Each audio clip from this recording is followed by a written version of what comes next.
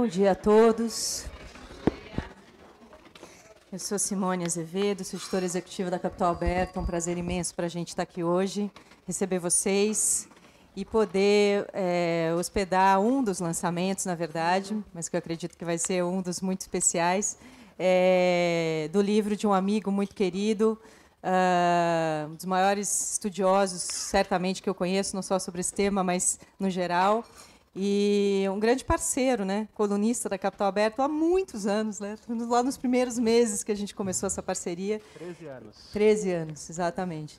E a gente está muito feliz, Ale, de poder participar desse momento aqui com você, especialmente com uma bancada maravilhosa como essa, muito prestigiada. Acho que conseguimos aqui ter essa dádiva, né, de reunir cérebros de fato, privilegiados, e eu aqui tenho o privilégio de moderar essa turma, olha que bacana. Aqui hoje com a gente o Alexandre de Miceli, Denis Cuenca, que é diretor de compliance do Grupo Ultra, Lélio Lauretti, sócio da Lélio Lauretti Consultoria, Modesto Carvalhosa, sócio do Modesto Carvalhosa Advogados, e Otávio Asbeck, sócio de Asbeck Advogados. Tá? Um agradecimento enorme a vocês todos que se inscreveram, que aceitaram estar aqui conosco e participando do debate. Para quem ainda não conhece os grupos de discussão, a gente tem vários grupos na Capital Aberto, então sugiro que vocês deem uma olhadinha depois no nosso site para ver a programação.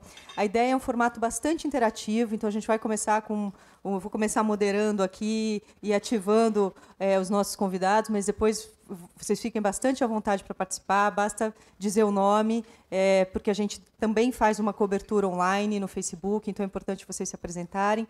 As melhores frases a gente vai selecionando ao longo do evento para essa cobertura no Twitter e depois no Facebook, e a gente também apresenta lá no final, nas telas, para vocês darem uma olhada, tá bom? O Alexandre vai fazer um autógrafo, né, uma sessão de autógrafos do livro no final. Vai ser aqui mesmo, nessa sala, então convido vocês a ficarem. Quem ainda, eventualmente, não pegou o livro, é só falar com a Manuela ou com a Laís. A gente tem um lote aí na recepção. E aí vocês vão ter a oportunidade de conversar um pouquinho com ele e trazer o livro para autógrafo também. Tá bom? Eu vou agora... Bom, vocês sabem que tem Wi-Fi aqui no Verso, se alguém quiser acessar para ir acompanhando as frases ao longo do encontro. E eu vou passar agora, então, a palavra para o Alexandre, que vai fazer aqui um aquecimento, o início da discussão para a gente, depois a gente começa o debate em si. Alexandre. Bom dia a todos. Bom dia. Em primeiro lugar, gostaria de dizer que estou muito feliz, é um grande prazer encontrá-los. Então, eu queria agradecer a presença de todos os participantes, a muitos amigos aqui de longa data, com destaque aqui para os nossos amigos debatedores, que prontamente se dispuseram a vir aqui. Tenho ciência das agendas pesadas de cada um de vocês e, em particular, e aí eu tenho certeza que meus amigos Asbeck e Denis vão concordar, agradecer aos nossos dois mestres aqui, duas referências, não só do nosso mercado, mas da nossa sociedade, aos professores Carvalhosa e Lélio Lauretti, por terem aceito vir aqui e, no meu caso, também pela generosidade, a palavra é essa, de terem se disposto a escrever seus depoimentos aí na quarta capa do livro, de terem lido a obra e terem feito aí um comentário muito gentil, com enorme generosidade. Então, realmente é muito significativo para mim. Gostaria de deixar isso, manifestar isso na frente de todos, realmente ter as palavras de vocês. Faz toda a diferença, faz o esforço que foi grande valer a pena e realmente reitero o agradecimento para vocês todos, os nossos aí mestres. Pois bem, acho que a ideia aqui nós temos um debate, temos uma massa crítica enorme, uma grande inteligência coletiva, e eu gostaria de falar muito brevemente sobre o livro, e acho que a partir daí também a gente pode ter, enfim, vai ter exposição de cada um dos debatedores, e aí a nossa interação. O livro, acho que, assim como cada um de vocês, eu também fiquei bastante reflexivo com todos esses escândalos que aconteceram nos últimos anos no nosso mercado, e que vão muito além de Lava Jato. A gente tem questões ambientais aí, como o Samarco, nós temos várias fraudes aí, no setor financeiro, operações enormes como os Zelotes na esfera tributária. Nós temos aí a questão, por exemplo, de empresas que vieram ao mercado e estavam longe do que prometeram, como as empresas X, enfim, inúmeros casos. E, ao mesmo tempo, o choque foi maior, talvez, para mim, porque há 10 anos atrás todo mundo já falava muito de boa governança, né? Acho que todos cansamos de ir para eventos onde as empresas reiteravam a importância da boa governança e vejam só o que aconteceu depois, né? Culminando agora com mais um caso que é o da BRF, aí, há 2 semanas atrás. E fui procurar respostas para o que está acontecendo e acho que esse campo da ética comportamental, a meu ver, é o campo mais promissor. É um campo que estuda como pessoas como nós reagem quando são expostas a situações que têm implicações éticas, que podem causar consequências negativas sobre terceiros. E esse campo, ele chegou a 2 grandes conclusões, né? Uma, que são intuitivas. Uma, que nós superestimamos o nosso comportamento ético, isto é, que nós temos uma percepção inflacionada, muitas vezes, do nosso comportamento ético, que é uma lacuna entre quão ético nós gostaríamos de ser e quão ético nós nos comportamos, muitas vezes. E há várias causas para isso que são abordadas, obviamente, no livro. E a segunda, que eu acho que é a mais próxima aqui do mundo empresarial, que é a ideia de que a maioria das coisas erradas são feitas por pessoas comuns, pessoas boas, no sentido de pessoas com bons valores ou boa predisposição, como nós, e não por uma pessoa que tem um desvio de personalidade ou um mau caráter. E por que essas pessoas acabam agindo assim? Porque elas passam por um processo de murchamento ético, a palavra é essa, no qual elas começam a perder a sensibilidade em relação às implicações de suas ações ou omissões. E esse murchamento ético, obviamente, ele é resultado de alguma coisa. E ele é resultado de pressões aos quais todos nós somos expostos, em maior ou menor grau, e também a uma dinâmica temporal perversa. Então, no livro, aborda em detalhes que pressões são essas. São 3 camadas, basicamente, de pressões que nos impactam. Uma é o dia a dia, né? São as pressões lá, por exemplo, que vêm da liderança, né? Da ordem ou dos pares, todo mundo está fazendo, né? Na minha organização, ou a pressão autoimposta, quer dizer, o meu cargo exige isso, o meu cargo é ganhar contratos a qualquer custo, ou é cortar custos sem olhar a consequência disso, né? Eu começo a atuar como se eu estivesse num papel e não porque eu acredito realmente nessas coisas. Essa é a primeira camada. A segunda camada é o contexto organizacional.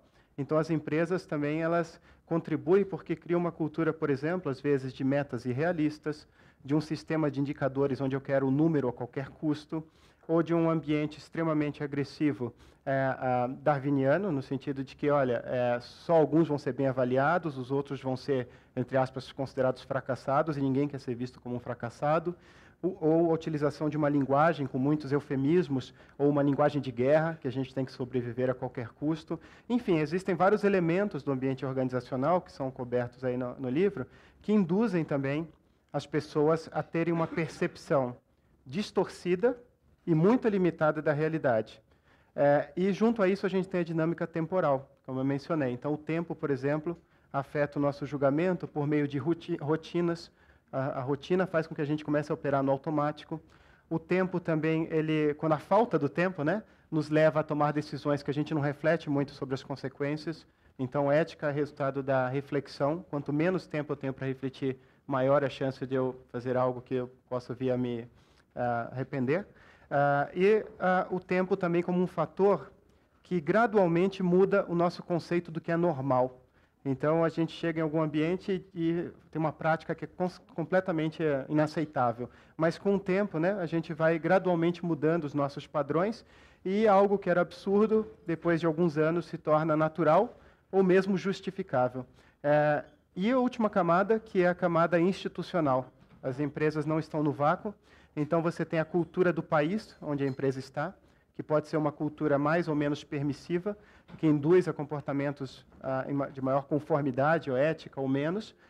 Você tem a questão da educação executiva, que é um outro tema muito importante a ser abordado, quer dizer, passa-se hoje a mensagem nas escolas de negócio, majoritariamente, pelo menos, de que o papel do executivo é maximizar a riqueza do acionista. E as pessoas replicam, né, esse modelo mental que é ensinado nas escolas e saem fazendo coisas que, obviamente, que são apenas dogmas, né, não é algo que caiu do céu.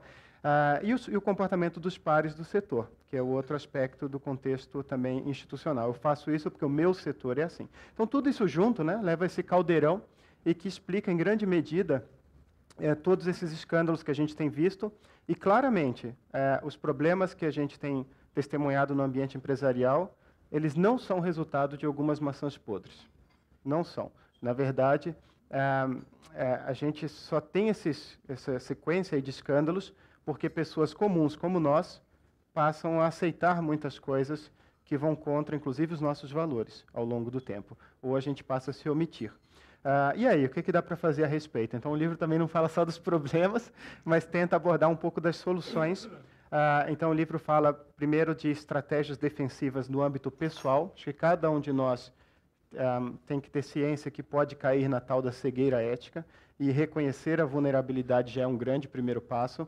Além disso, obviamente, conhecer os nossos valores, ter um espaço para uma ilha de reflexão, um espaço para reflexão, praticar o músculo moral. Então, você tem várias estratégias pessoais que são elencadas no livro.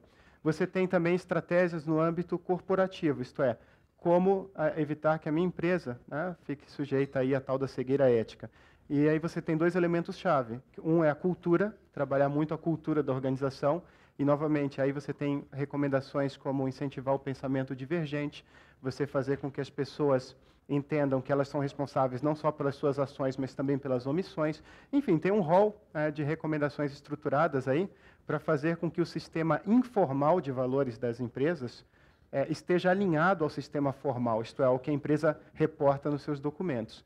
E, por fim, temos o papel das lideranças, né? Quer dizer, todos nós aqui somos líderes aí nas nossas organizações, somos privilegiados, e existe um papel chave, obviamente, dos líderes. Todo mundo sabe disso, não só porque as pessoas replicam comportamentos, elas olham como a gente responde a muitas situações, mas também como a gente contrata as pessoas, como a gente avalia as pessoas, como a gente, eventualmente, né, substitui as pessoas.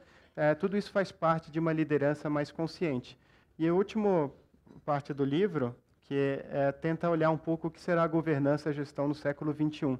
E, para mim, está muito claro, e eu acho que essa é a grande mensagem de todos esses escândalos, né, que muitas empresas não se deram conta de que a gente está no século XXI. Elas continuavam, e continuam algumas, a operar como se estivessem no século XX, com uma visão de máquina, uma visão extrativista, uma visão isolada da sociedade, que é uma visão que cada vez menos é alinhada com as tecnologias e com a sociedade do século XXI. Então, não caiu a ficha, né, para muitas dessas empresas. Se a gente pegar no caso da Lava Jato, das empreiteiras, essa maneira de fazer negócio é a mesma há muitas e muitas décadas. Então, acho que a maioria das empresas tem que entender que a gente está indo para uma nova realidade, para um novo mundo, né, uma nova sociedade, e que ela exige um outro tipo de comportamento das empresas, e é esse comportamento que, inclusive, vai gerar um melhor desempenho. E a conclusão, então, é que a governança corporativa ela fica capenga, ela fica vazia, ela se torna oca, se ela não estiver integrada a uma cultura saudável, que extrai o melhor das pessoas, que desperte o melhor nas pessoas, e a uma liderança consciente. A uma liderança que queira servir e não ser servida, que tenha uma visão mais ampla do seu papel, que olhe além do seu umbigo e tenha noção das consequências de suas decisões sobre terceiros, né, na vida das pessoas. E tudo isso, eu acho que essa integração desses três elementos tem que atender a um propósito maior. E essa palavra propósito é o que mais tem faltado no ambiente empresarial. As pessoas colocam um número e buscam cegamente um número sem pensar no porquê estão fazendo isso. E eu acho que o caso da BRF, para concluir aqui a minha breve exposição inicial, ilustra muito bem isso daí. Você coloca pessoas que têm uma mentalidade sem envolvimento emocional com a companhia, onde olha a companhia como se fosse uma caixa para tirar o máximo de dinheiro, e aí o que você tem não é criação de valor, você tem transferência de valor temporária, gerando passivos enormes, não só financeiros, mas reputacionais e morais junto a todos os stakeholders da organização. Falou-se muito, por exemplo, no caso da BRF, de governança lá atrás, quando houve a fusão, não é? Foi uma empresa do novo mercado, mas muito pouco de uma cultura saudável e de uma liderança consciente e de busca de um propósito maior. E o resultado é o que a gente viu hoje. Uma empresa que colocou como meta dobrar, meta mesmo, né? Chegar em final de 2017 com uma ação valendo R$100, e na época lá da mudança de gestão, a ação valia na casa de 40, hoje a mesma ação vale R$25. Então, quando você persegue cegamente criar valor a qualquer custo, e que não é, na verdade, valor, o que você tem é uma transferência temporária com enormes passivos e que, no final das contas, os próprios acionistas, muitas vezes, quase sempre, saem perdendo. Então é isso, acho que o livro tenta abordar todas essas questões, mas eu vim aqui muito mais para ouvir, e principalmente os nossos debatedores, do que para expor. Então agradeço novamente a Simone, que desde o início, né, sempre foi uma entusiasta aí de todas as iniciativas que tenho desenvolvido, e quando surgiu a ideia de fazer esse evento, né, num almoço, ela falou, não, vamos fazer, e, enfim, e aí acabou acontecendo, e que bom. Muito obrigado a todos. Obrigado. Obrigada, Alexandre. Obrigado. Nessa toada aqui do Alexandre, eu queria pedir para o Lélio participar aqui com a gente. E, Lélio, você, enfim, você é um pensador, né, dessas questões já há muito tempo. E especialmente da questão empresarial, pensando no âmbito empresarial. Eu queria te perguntar o seguinte, qual é o papel da empresa na sociedade, na sua visão? Você concorda com essas visões do Alexandre? Como é que, no teu entender, uma empresa tem que se posicionar em relação à sociedade? O que é que a sociedade deve esperar dela? Bom, em primeiro lugar, muito obrigado. Estou extremamente feliz de estar aqui em tão boa companhia e não resisto à tentação de dar um conselho. Todo velhinho tem essa mania, né?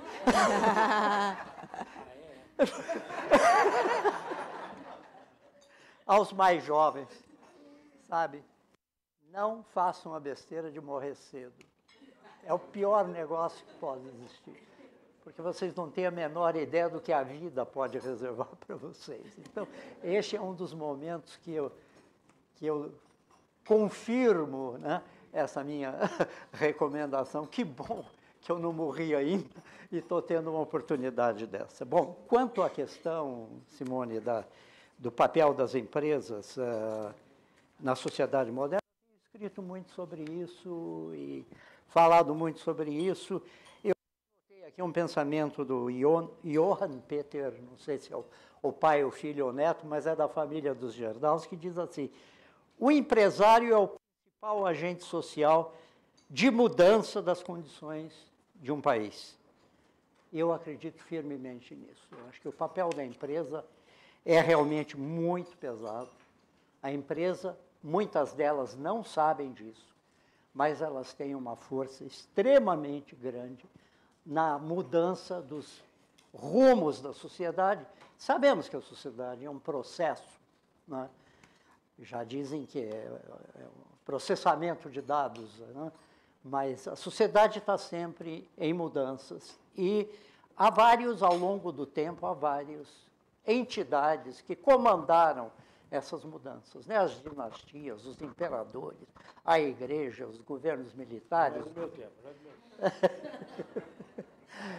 Comandaram esse processo. Eu acho que a empresa tem que ser vista como um participante de grande poder de influência nessa mudança, por vários motivos, né? Tudo muito rapidamente. O primeiro é a maior criadora de empregos, que faz parte da nossa estrutura. Eu acho que 70% dos empregos existentes no mundo são criados pelas empresas. Um outro aspecto que dá muita força à presença das empresas é o apoio da empresa à educação, a convergência da atividade econômica com a atividade educativa. É muito gratificante a gente verificar o número de grandes empresas que têm universidades corporativas, no mundo todo, não só no Brasil, não é? Em terceiro lugar, o investimento em pesquisa e desenvolvimento da ciência. O Francis Fukuyama, autor do livro Trust, que é confiança, existe em português, ele diz que o mundo se move, o mundo melhora por duas influências. A primeira, a nossa necessidade como pessoas de reconhecimento, não é? E a segunda, os progressos da própria ciência. Então, quando a gente vê o que as empresas investem em pesquisa, não é? Independentemente de sua natureza, o que elas investem em pesquisa, nós achamos que ela está cumprindo integralmente um papel de promover o desenvolvimento da ciência. É claro que para o interesse econômico dela. E daí, o importante é que os progressos se verifiquem e se integrem à nossa herança. Não é? Outra coisa, sem sombra de dúvida, que marca bem, é a produção de coisas úteis na busca do lucro. Do lado econômico, as empresas conseguem se tornar extremamente úteis. O melhor exemplo que eu conheço é o da China Mobile, uma das 6 ou 7 maiores empresas do mundo em capitalização do mercado, coisa aí de bilhões e bilhões de dólares, que simplesmente teve a feliz ideia, num país como a China, de quase 1,5 bilhão de habitantes, de alugar telefonezinhos, desculpe a expressão, sem frescura. Quer dizer, não joga xadrez, não tira retrato, não toca música. Ele só fala e escuta. Ele custa $1,50 para a pessoa que aluga o telefonezinho, mas é um celular que fala e escuta. E aí a gente pergunta, poxa, alugando telefonezinho sem frescura por $1,50, como que ela é uma das maiores do mundo? É fácil. Ela tem 800 milhões de assinantes, não é isso?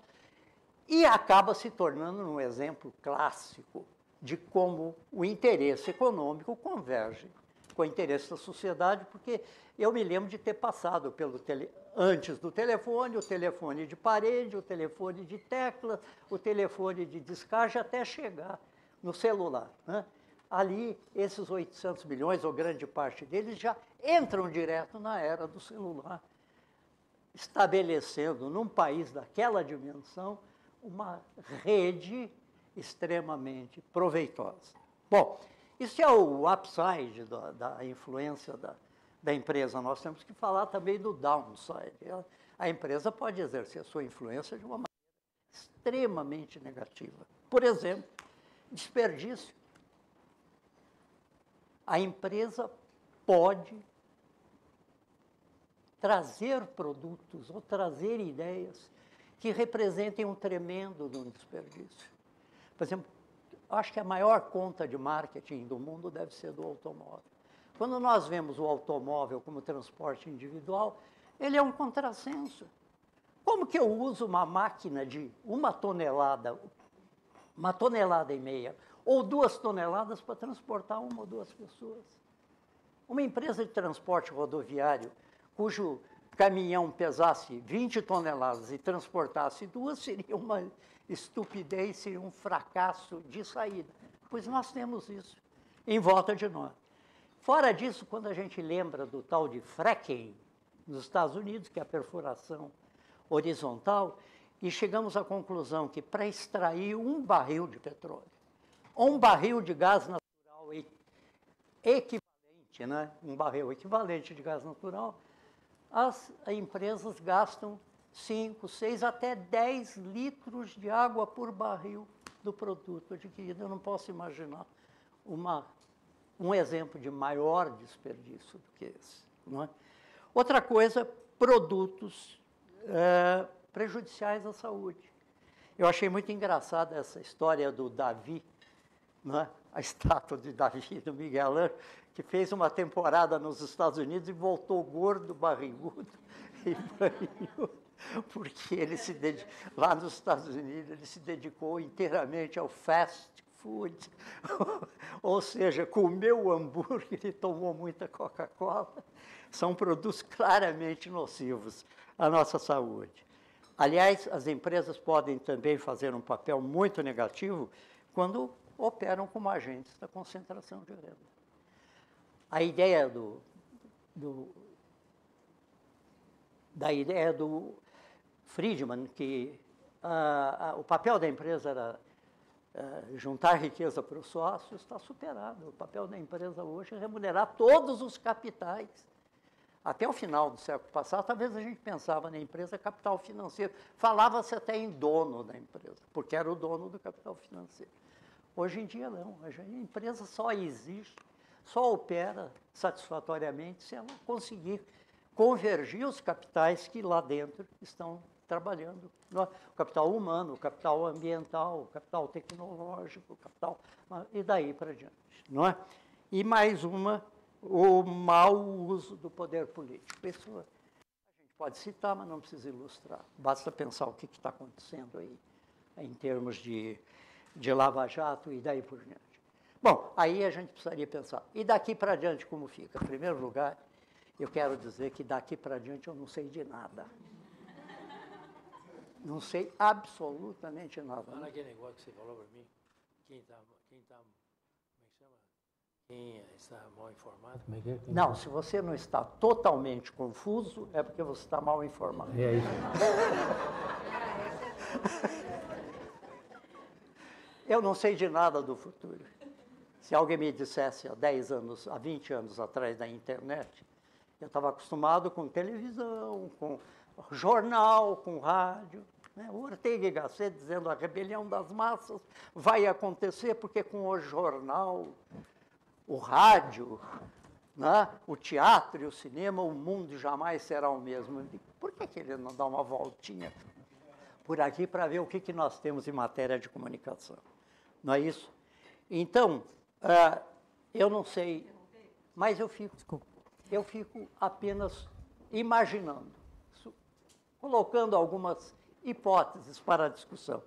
A primeira delas, e que me parece a mais importante, é que pela primeira vez na história da civilização, a maioria vai ser a maioria. Ou seja, até hoje, a maioria foi a minoria. A elite, chamem como quiser, mas pequenos grupos mandaram. E hoje, olhem em torno de vocês, vocês veem que tem país enorme que um homem manda. Isto vai acabar, porque a comunicação globalizou. A globalização mostrou às pessoas que estavam fora da realidade como que é o mundo de hoje, como que vivem os outros.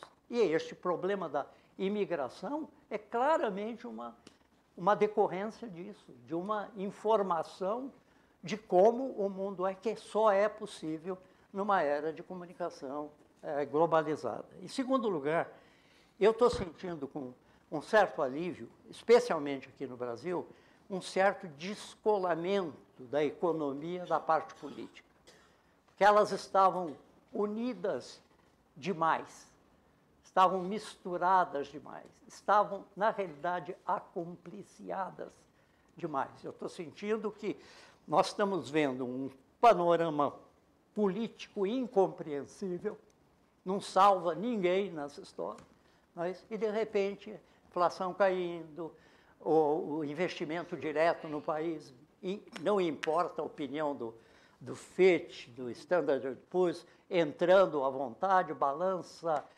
comercial superavitária, maior produção de alimentos do mundo. Isso é porque a política e a economia resolveram se separar um pouquinho, não é? Como resultado da comunicação integral, nós estamos entrando realmente num período em que a ética começa a dar as cartas. Até o século XX, século do mercado, as decisões eram puramente econômicas. Não interessa se eu faço remédios, alimentos, armas, não interessa. Interessa que eu ganhe dinheiro. Agora, a questão é, você vai ganhar dinheiro, como você vai ganhar dinheiro e qual é o benefício que os outros capitais, inclusive a sociedade, o capital humano, qual é o... Então, nós estamos entrando mais decisivamente na época de uma ética trazida para o nosso dia a dia. Nós temos também uma outra mudança que eu acho muito interessante, eu estou terminando, que é o padrão de crescimento do mundo, não vai ser mais pelos grandes países, vai ser pelos municípios. É claro, é lógico, gente. Como que a gente demorou para descobrir isso? É muito mais fácil administrar um município. E você junta uma coleção de milhares de municípios bem administrados, você tem um grande país. Sem esses conflitos de orçamentos federais, estaduais. Veja Medellín, por exemplo. Medellín, uns anos atrás, era considerada a cidade mais violenta do mundo, por um trabalho do prefeito das cidades, E dos cidadãos, hoje ela tem 1/4 da violência que existe em São Paulo, no Brasil. Não é? É uma coisa impressionante. Agora, eu fico pensando o seguinte, fala-se que algumas cidades dispensaram Câmara de Vereadores. Olha que boa ideia. Espero que não tenha nenhum vereador aqui. Nós temos 55 vereadores, cada um com 18 assistentes técnicos. 80% do que eles fazem é mudar nome de rua. Então, substitui a Câmara de Vereadores por um Conselho de Cidadãos, modelo grego. E aí vamos ver como a administração do município muda muito. E, finalmente, nós estamos em face de um outro fator muito auspicioso. Depois da Segunda Grande Guerra, claramente o mundo ficou na mão de um único país. Cultura, moeda, a música, enfim, os Estados Unidos tomaram conta.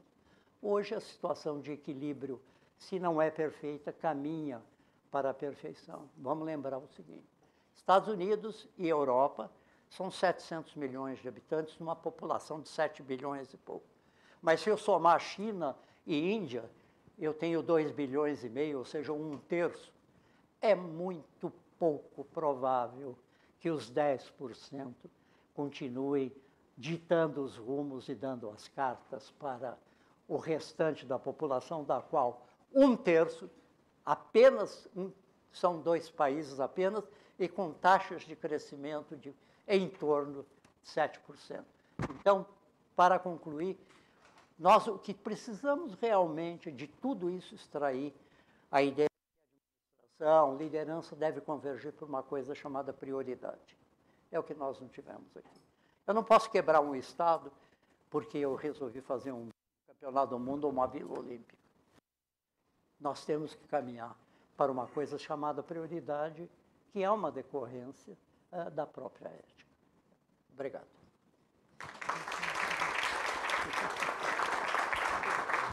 Obrigada, Lélio. Aquela hora eu ia te interromper porque eu queria fazer uma pergunta sobre o que deu errado aí nessa relação entre sociedade e empresa, mas eu quero trazer ela depois, porque eu queria agora pedir para o Modesto Carvalhosa falar um pouquinho para a gente da questão do setor público. Quer dizer, se a empresa tem esse papel, né, que o Lélio descreveu tão bem, e que tanto pode ser positivo, indutor de melhorias, como também um papel dos maus exemplos, né? O setor público certamente tem o seu papel também. E você tem falado muito disso, né, Modésto, e pensado bastante a esse respeito. Então, eu queria que você trouxesse um pouco para a gente qual é, na sua visão, o papel do setor público para que a gente consiga ter uma sociedade mais ética e o que deu errado aí nessa relação entre o setor público e a sociedade nos últimos anos.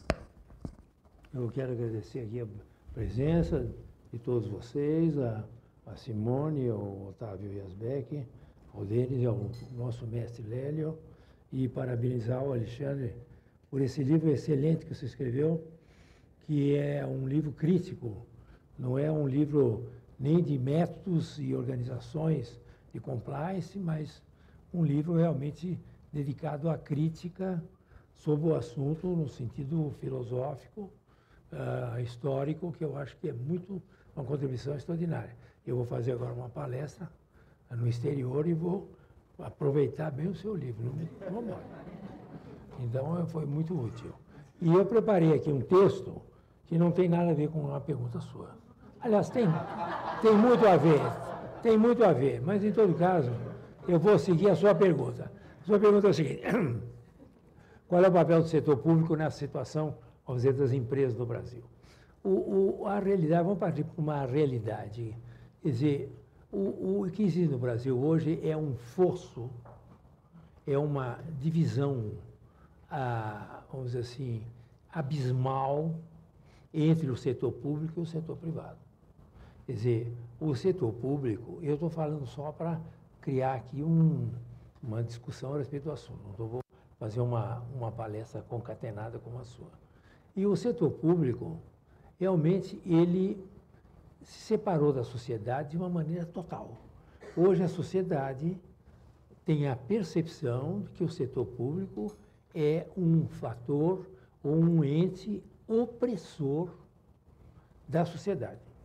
seja no sentido individual das pessoas, da sua economia doméstica, da sua habitação, das suas rendas, das suas ansiedades políticas, dos seus valores morais. O Estado é simplesmente o inimigo. E, claro que todo dia nós vemos isso nos jornais, né? Se é que alguém ainda lê jornal, eu leio. Então, a questão é o seguinte, o Estado, ele oprime, o Estado dá péssimos exemplos, o Estado se revela todo dia como uma grande organização criminosa, né? O Estado no Brasil é uma grande organização criminosa, né? Quer dizer, transformaram e aparelharam todos os entes públicos a partir da Presidência da República, dos ministérios, das fundações, das empresas estatais, em organizações criminosas. São elementos que, você tendo 98 mil agentes dos políticos dominando todo o setor da administração pública brasileira, você sabe que esses 98 mil pessoas que estão ali representando os políticos estão ali para roubar tudo que podem, todas as verbas que tem em qualquer setor da administração pública. Todo mundo sabe disso. Então você tem hoje um Estado dominado pelo banditismo. Se esse Estado é dominado pelo banditismo, ele se reflete na sociedade de uma maneira devastadora, que é o que acontece no Brasil. E como ele realmente, depois do governo Lula, houve um aparelhamento do Estado a favor do partido, e a concepção petista era uma concepção seguinte: o Estado, como no tempo do Stalin, como no tempo de todo o regime socialista realista, o Estado é um aparelho do partido. O partido é que comanda, né? Então, como eles aparelharam todo o Estado, o que aconteceu? As empresas realmente que estavam interessadas em progredir no plano do capitalismo selvagem, como você aí falou, de ter lucro, de sobreviver, de se criar, de se estabelecer, de ser campeões, etc., tipo Grupo X, coisa, o que fizeram? Se atrelaram a essas organizações criminosas que estão dominando o Estado. Então, você tem as empresas no Brasil, algumas delas que sabiam e que incentivavam, de certa maneira, a sua prosperidade, não na produtividade nem na competitividade, mas simplesmente na sua vinculação aos bandidos que dominavam o Estado brasileiro. Então, você veja como houve também no Brasil nesses últimos 15 anos, e, de certa maneira, a coisa permanece até um certo ponto, é de que o empresariado também foi instruído culturalmente a se atrelar ao Estado no pior que poderia haver para a prosperidade das empresas. Então, as empresas realmente estavam oprimidas porque não participavam das propinas aos políticos e administradores, ou então elas realmente estavam diretamente fornecendo os recursos para essas organizações. Então, existe no Brasil um segmento cultural, vamos dizer assim, muito negativo, tá certo? Que precisa ser desmontado. Quer dizer, não adianta nós só acharmos que as empresas devem se adaptar ao século XXI, no sentido da inteligência artificial, e reforçar sua governança, e agora no compliance, que na medida em que elas estão ainda culturalmente muito ligadas a isso. Se eu estou ligado ao rei, aos amigos do rei, aos políticos, eu não consigo prosperar. Nós temos, portanto, essa situação agora em 2018, em que esse segmento, esse estamento do Estado está intacto, né? Nós temos todos os políticos, praticamente, dentro desse sistema corruptivo, né? Temos os ministros também, temos o presidente da República também implicado em várias coisas, de modo que nós temos um segmento da realidade brasileira extremamente negativo para a reeducação, para a adaptação dos valores empresariais, que realmente são importantes. para que nós possamos realmente criar no século XXI alguma coisa diferente de cultura empresarial. Isto é muito importante para nós sabermos que nós não estamos no melhor dos mundos, nós temos uma perspectiva eleitoral em 2018, que está dentro do que o Lélio falou, realmente, quem disser, como é que é o negócio? Quem disser que, como é que é o negócio que você falou aí, quem estiver bem informado, como é que é o negócio? Como é que é? Quem disser que está bem, como é que é o negócio que você falou? Estou bem informado aí, se você não estiver totalmente confuso, você está lá embora. Em política é a mesma coisa. Se você não estiver totalmente confuso, você está mal informado, porque a confusão política é absoluta. Não é? Nós não temos nenhuma perspectiva eleitoral de retirar, de expurgar, de fazer uma faxina nos quadros políticos que estão aí. Todos corruptos, todos bandidos. Os partidos bandidos. Nós temos, por exemplo, ontem estava lá, você estava lá, né, você estava lá na reunião, o Lava Jato, por exemplo, com só a delação da Odebrecht, verificou que tem 415 políticos implicados na Odebrecht, com 26 partidos. Entendeu? Então, você veja, e esse grupo está aí. E a imprensa conversa sobre o assunto de uma maneira normal, porque o DEM, agora com o PMDB, com o PSDB, com o PT, etc., como se nós estivéssemos na Suécia, entendeu? Quer dizer, é uma disputa eleitoral em que os partidos aí estão resolvendo se acomodar. São todos bandidos, os partidos políticos do Brasil são organizações criminosas. São organizações criminosas. Eu não estou falando isso no sentido demagógico. Existe, inclusive, uma ação contra 9 partidos no Tribunal Superior Eleitoral, mostrando, por A mais B, o quanto roubaram os 9 partidos, os principais. Então, como é que nós vamos fazer?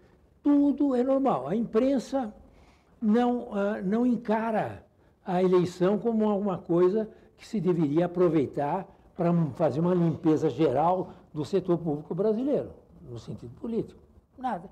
Ela discute a política como se fosse um mundo regular, não é? O que é um absurdo, certo? Não há nenhuma proposição.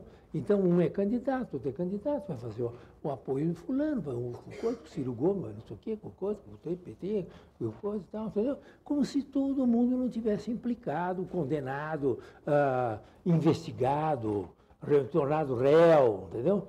Então, eu acho que nós temos um problema sério que deve ser encarado, não é só a questão empresarial. É como colocar o mundo empresarial, que é um mundo ativo, que é um mundo que produz, tá certo?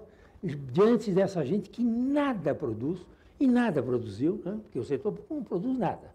Ele não produz nada e infecta o setor empresarial através dessa política de corrupção generalizada. Portanto, nós temos que levar em conta, na questão toda da implantação de uma governança atualizada do século XXI, há uma questão de compliance também, a todos esses dados, todas essas situações desta questão monumental que é o setor público inteiramente viciado, inteiramente doente, inteiramente disfuncional que nós temos no Brasil.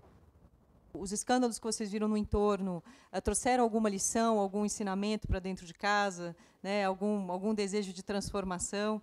E como que vocês enxergam a questão do compliance e da ética? Vocês procuram ir para além do compliance, buscando um caminho mais verdadeiro em direção à ética? Como que vocês estão trabalhando essa questão internamente? Legal. Primeiro, obrigado pelo convite. Prazer estar com todos vocês aqui hoje. E o Alexandre foi, para nós, um dos mentores do programa de integridade do Grupo Ultra, né?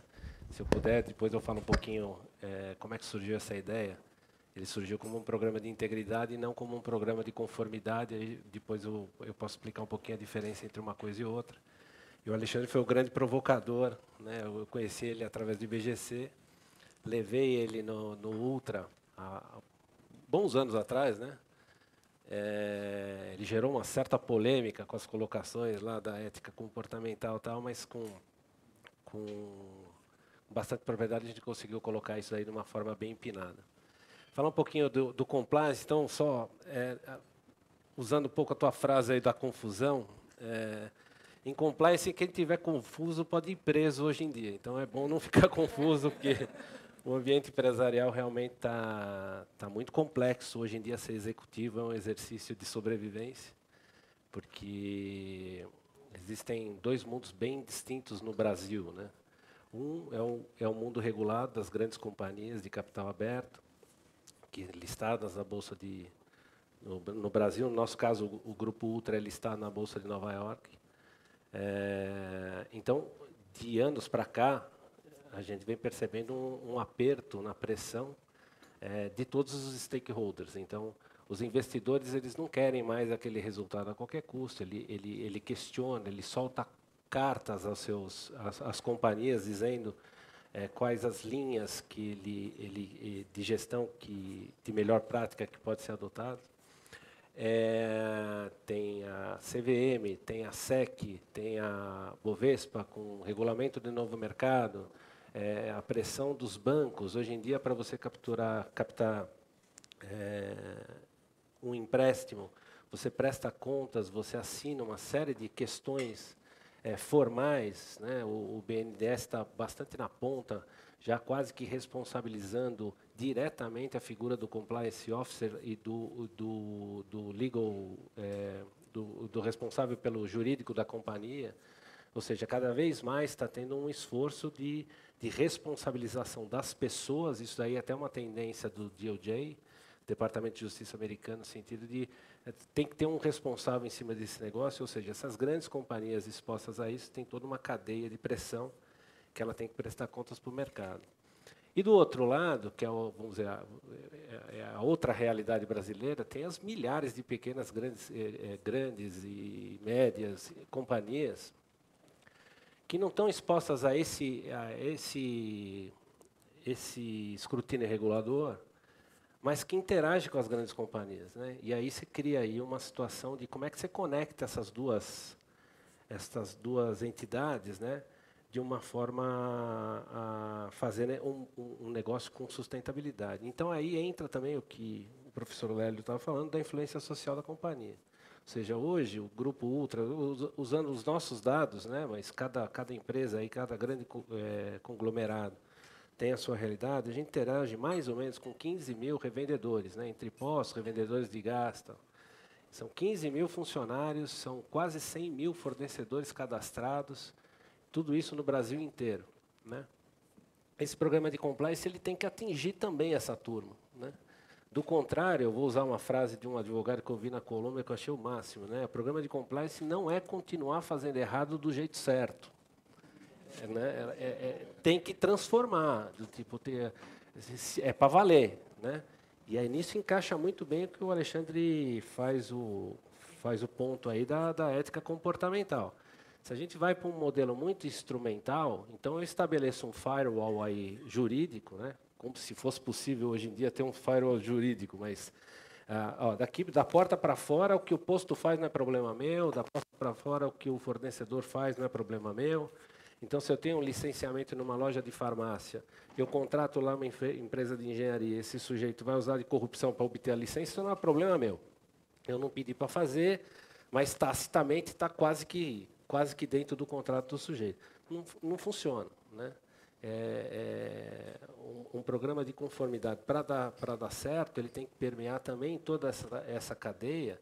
E essa talvez seja a parte mais importante e mais difícil de se fazer um programa compliance. Porque quando você está dentro de uma grande companhia, você tem lá as ferramentas para poder treinar, enfim, para poder engajar aquele público, a ferramenta para poder medir e tal.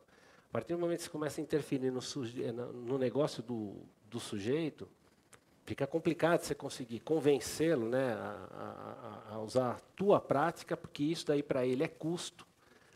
E aí vem a última parte do que eu quero falar agora, também o que o Alexandre falou que tipo de resultado você cobra desse sujeito, né? Então, se eu tenho lá um sujeito que vai fazer essa obra, e eu sei que aquela licença demora um mês, Não adianta eu ficar pressionando o sujeito para ter a licença em 10 dias, porque a loja tem que abrir, porque eu tenho que cumprir o meu plano de negócio, porque isso daí, intrinsecamente, você já está entendendo que ele vai ter que usar a mão de algum tipo de atalho para fazer isso. Então, isso na prática, e o programa de compliance, um programa de integridade, é prática, é dia a dia, é exercício todo dia, e todo dia tem dilema, né? Todo dia sobe para o nosso comitê de conduta, para a nossa estrutura de governança, algum tipo de dilema, porque essas coisas acabam falhando, esses stakeholders acabam falhando, exercitar isso daí todo dia de como a gente cobra, como é que a gente obtém esse resultado, como é que eu purifico essa relação,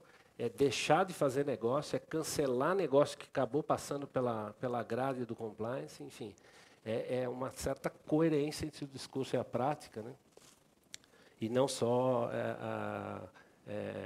um arcabouço com uma roupagem legal, mas também com essa roupagem ética na prática, né? O tom do topo acontecendo no dia a dia. E aí, Otávio, eu queria te perguntar assim, dessa experiência de observação tão próxima que você está tendo a oportunidade de ter, qual é a tua análise? Você acredita que mudar, quer dizer, esse deslocamento em direção a comportamentos mais éticos, ele passa por uma roupagem mais cultural e mais comportamental, ou as leis, as regulações, os programas de compliance, os controles são fundamentais para que a gente consiga consiga atingir esse objetivo? Bom dia. Queria inicialmente agradecer a Simone, a Capital Aberto, e ao Alexandre pelo convite para participar desse evento.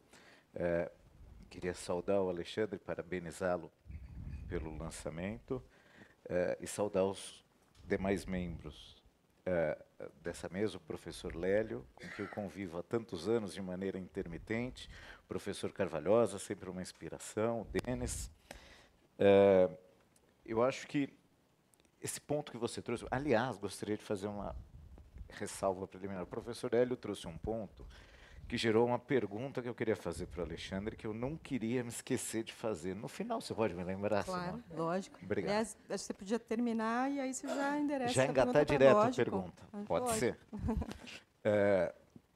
Mas, voltando para o seu ponto, eu acho que eu cheguei aos temas de governança e de ética corporativa como um advogado, com todo o arcabouço típico que um advogado tem. E, por isso, o meu foco nasce a partir de uma dimensão mais formal e mais procedimental. Então, a sua pergunta faz todo sentido para mim, Simone, porque ela diz respeito a uma preocupação que eu tenho permanentemente. Em razão dessa minha formação, por um lado, eu cheguei às questões de ética empresarial a partir da análise do dever de diligência, da crítica aos discursos de governança, porque, na verdade, as pessoas não cruzam os discursos de governança com a concreção do dever de diligência nas companhias brasileiras, e esse era o mundo com o qual eu lidava, com o qual eu lidei por boa parte da minha carreira. E, por outro lado, eu também desenvolvi uma desconfiança profunda em relação a discursos sobre ética e governança que deixam de lado qualquer dimensão procedimental relacionada à sua implementação, à verificação de sua existência, à sua concreção. No entanto, com o passar do tempo, eu tive a oportunidade de me dar conta de que essa dimensão procedimental, a despeito de essencial, e as empresas brasileiras, de um modo geral, deixam muito a desejar nessa mera dimensão procedimental. Nem esse passo nós demos. Eu me lembro, o grande caso que fez com que eu começasse a pensar nesses assuntos foi o caso Aracruz, quando eu fui relator daquele caso em que a Aracruz teve perdas em derivativos da CVM, nós tivemos uma série de discussões preliminares na própria CVM em torno da extensão do próprio dever de diligência. O que nós identificamos naquela época, no caso Aracruz, no caso Sadia, foi que as empresas brasileiras ainda tinham seus estatutos, ainda tinham seus regimentos de conselhos de administração no século XIX, embora elas tivessem um discurso de governança muito bonito. Então, nós ainda deixamos muito a desejar nesse procedimental. Mas, dando alguns passos além, O que eu fui me dando conta com o passar do tempo, que esse procedimental muitas vezes já é um grande passo, mas que ele é muito pouco e que ele pode embutir uma série de riscos. O Alexandre chama atenção para diversos desses riscos, em especial num capítulo do livro em que ele discute o quão limitados são os efeitos de normas e controles internos e quais são os efeitos colaterais que essas normas e controles internos podem ter. Eu queria referir 3 argumentos que o Alexandre traz e que eu acho bastante relevantes, e com os quais eu tenho me deparado em diversas discussões mais práticas. O primeiro é o problema da perspectiva estritamente legal ou formalista pela qual os programas de conformidade e os mecanismos de controles internos são geralmente implementados. Eu desenvolvo aquilo olhando para a lei, desenvolvo olhando para a regulamentação. Isso é olhar para a forma e não para um conteúdo ético ou para um conteúdo de boa conduta. E com isso cria uma limitação natural para esses programas. Eles já ficam dentro do seu quadradinho e não vão além daquilo. O segundo é a falta de contato dos responsáveis por esses programas, das áreas que implementam esses programas, com a gestão diária das empresas. Se eu sou uma área de compliance, fechada dentro daquele meu quadrado, dentro do meu escritório, e que não tem nenhuma noção de qual é o verdadeiro objeto, qual é o modelo de negócio daquela empresa, ou qual é a estratégia que a empresa está adotando, eu estou condenado a produzir papel. E isso, infelizmente, aqui eu abro um parêntese a mais, infelizmente é muito mais comum do que parece. O que eu tenho visto em boa parte das discussões sobre compliance é que a imensa maioria das pessoas que atuam nessa área, ou que prestam serviços, ou que fornecem soluções, fornecem papel. E o terceiro ponto que o Alexandre destaca, e aqui eu estou falando dos prestadores de serviço, nem tanto das áreas nas empresas, mas as áreas nas empresas são a mesma coisa, porque elas não estão necessariamente integradas no processo de tomada de decisões. O terceiro ponto que o Alexandre destaca é que, de um modo geral, essas políticas têm a prática, têm foco no comportamento desviante e não no ambiente criado pela empresa, não na cultura que existe dentro daquela empresa, que gera determinados estímulos, ou que gera aquela cegueira ética, para usar a expressão tão rica que o Alexandre utilizou. Eu acho que tem um elemento a mais, e que é referido de maneira incidental em vários outros pontos, que é o fato de que, de um modo geral, os programas de compliance, esse instrumental técnico, que a CVM chama de regras, procedimentos e controles internos, em toda a regra da CVM hoje, independente da área, você tem ali a previsão de que tem que existir regras, procedimentos e controles internos. De um modo geral, esse instrumental é criado dentro da empresa, por pessoas que já estão envolvidas naquela cultura empresarial, que têm medo de intervir em determinadas áreas, medo de atrapalhar de alguma maneira o processo de tomada de decisões. Isso cria uma espécie de limite natural para esses programas ou para a atuação das áreas de compliance, de controles internos ou de auditoria, para falar em diferentes linhas de defesa. Então, eu acho, Simone, para voltar para a sua questão, que na origem, os arranjos institucionais, a dimensão mais procedimental é essencial para garantir a eficácia de qualquer processo de mudança comportamental, de transformação cultural dentro de uma empresa. Eu tenho muita dificuldade em ver transformações que não se apoiem em determinados ganchos. Mas nós nos acostumamos a produzir arranjos institucionais como se eles fossem um fim em si mesmo. E nós nos acostumamos a produzir esses arranjos para evitar determinados riscos ou para cumprir por tabela algumas exigências legais e regulatórias.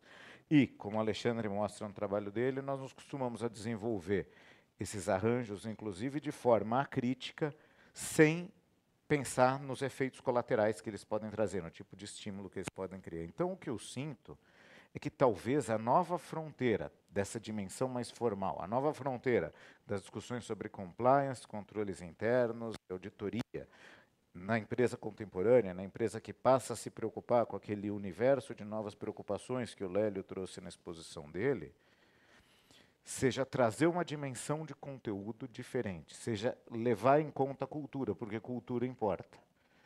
e começar a interagir com essa cultura e pensar em como transformar essa cultura. Nós temos que trazer o conteúdo para dentro daquilo que é apenas forma. E aí eu acho que o caminho das pedras está alguns capítulos depois do Alexandre fazer a crítica aos programas de compliance e conformidade. No capítulo 10 ele faz essa crítica, no capítulo 13 ele traz uma série de sugestões que não são sugestões destinadas às pessoas que estão implementando os programas, mas que eu li com essa cabeça, porque a minha preocupação tem sido essa.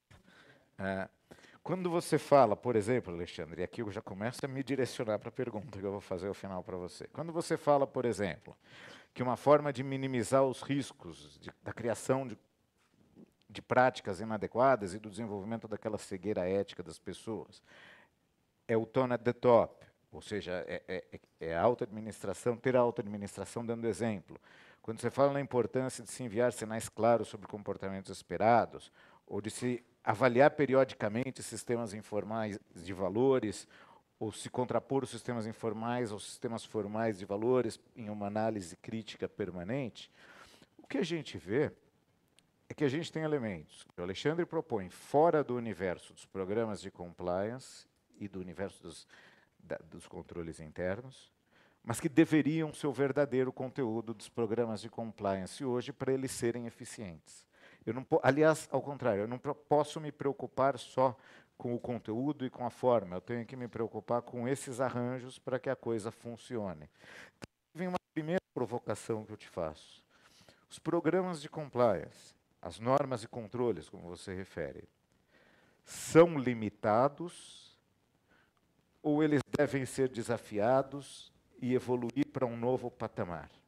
A minha sensação, a leitura que eu fiz é que o desafio que você lança é um desafio de construir uma nova ideia de conformidade de controles para as empresas.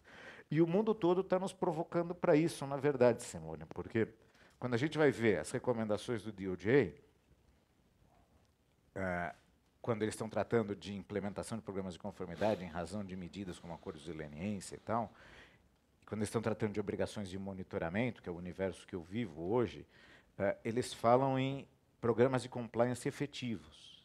Não é programa de compliance, é um programa de compliance efetivo, alguma coisa que é capaz de promover determinadas transformações.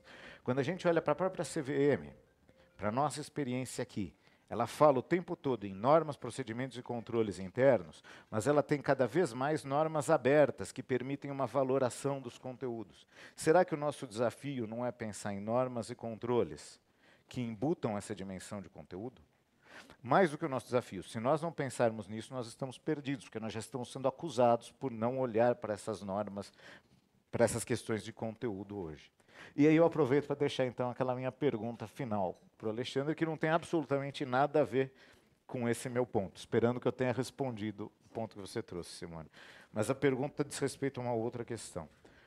O Lélio, na exposição dele, trouxe uma referência a Ortega y Gasset e as transformações que ele via em um mundo com jornais, cinema, rádio.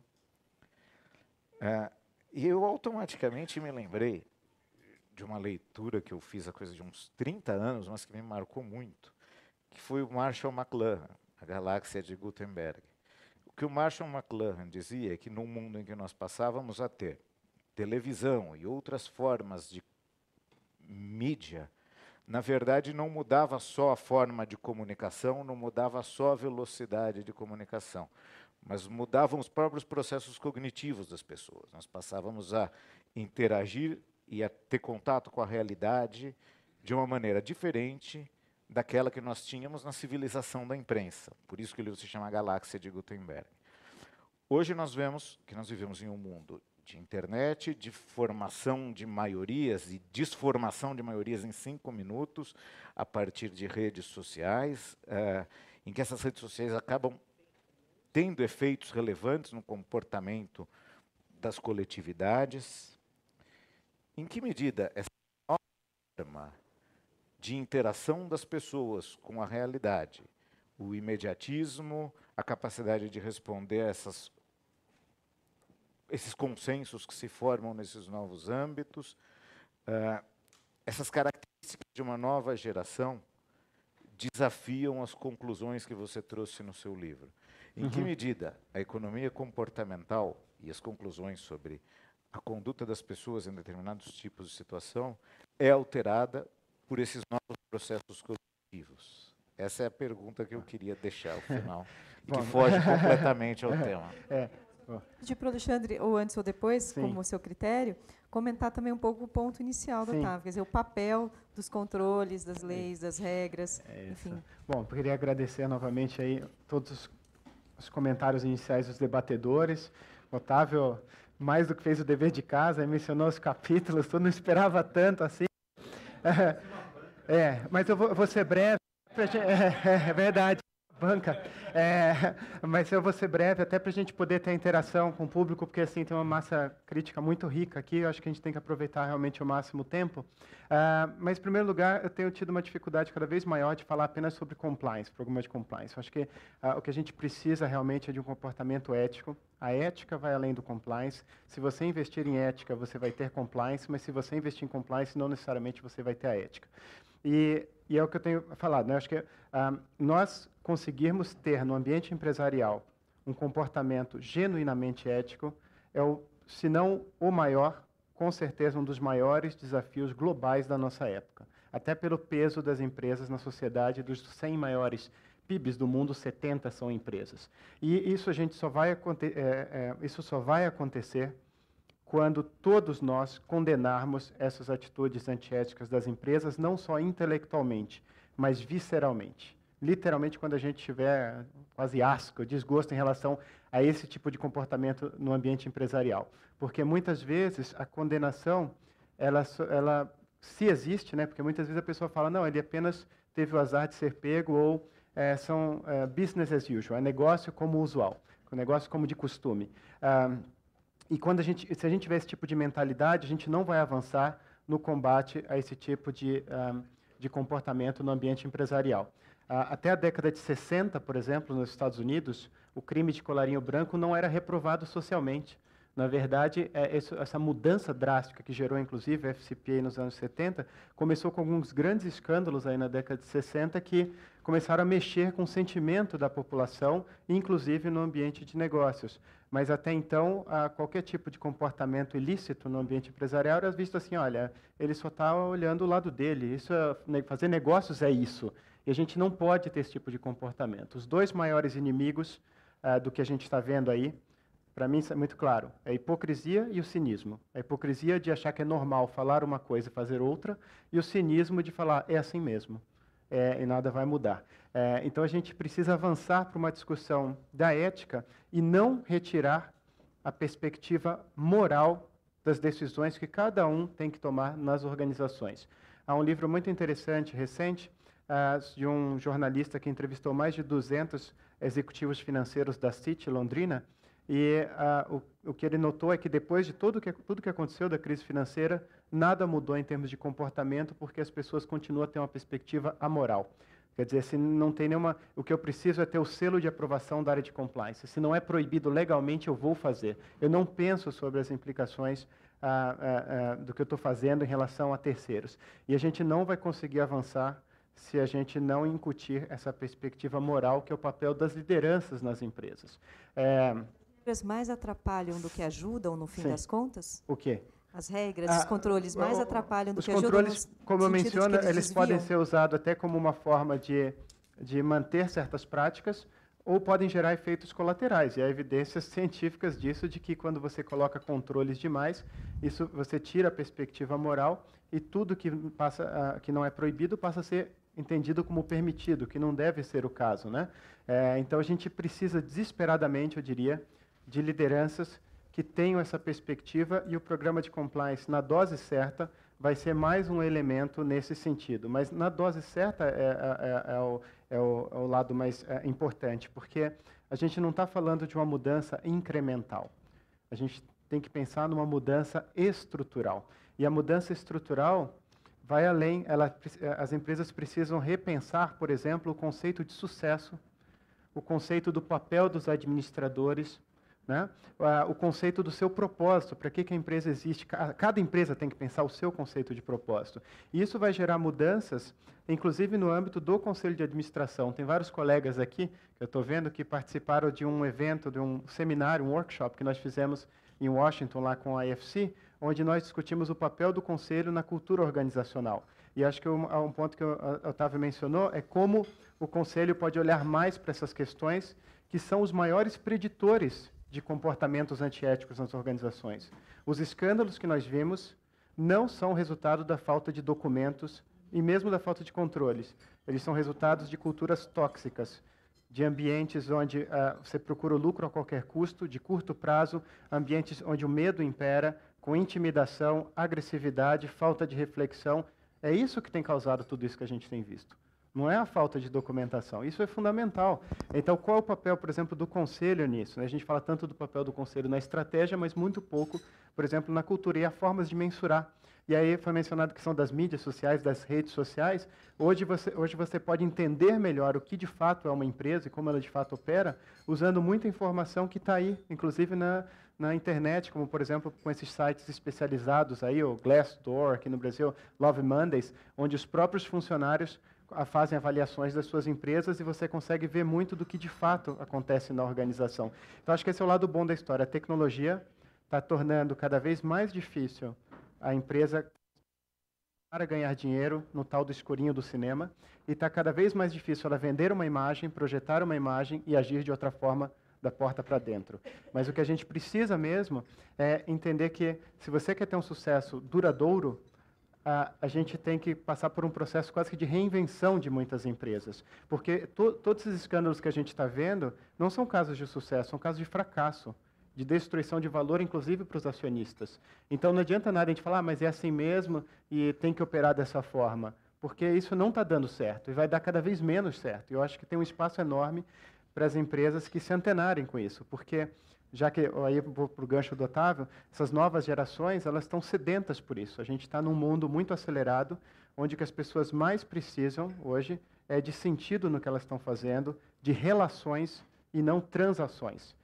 E não é por acaso que o nível de engajamento é baixíssimo no mundo inteiro, há uma enorme perda de energia dentro das organizações. As pessoas, no final das contas, elas estão, via de regra, né, trabalhando sem sentido, estressadas, tristes, e eu não consigo ver uma possibilidade de criação de valor num tipo de ambiente como esse. Então, acho que a gente tem um outro lado da moeda, que é a possibilidade de criar empresas realmente que possam ter um resultado positivo, econômico, mas fazendo, digamos, a coisa certa, e isso vai dar uma força muito grande para essas empresas. A boa mensagem é que o mundo está cada vez mais alinhado com esse tipo de proposição e menos com aquela proposição do século XX, extrativista, onde você acha que você vai ter uma empresa forte numa sociedade doente. Não vai ter empresa forte em sociedade doente. Na reforma da B3, o novo mercado, discutiu-se muito a questão do organograma, qual a melhor estrutura de compliance, onde é que está o compliance está plugado, junto com a auditoria, junto com a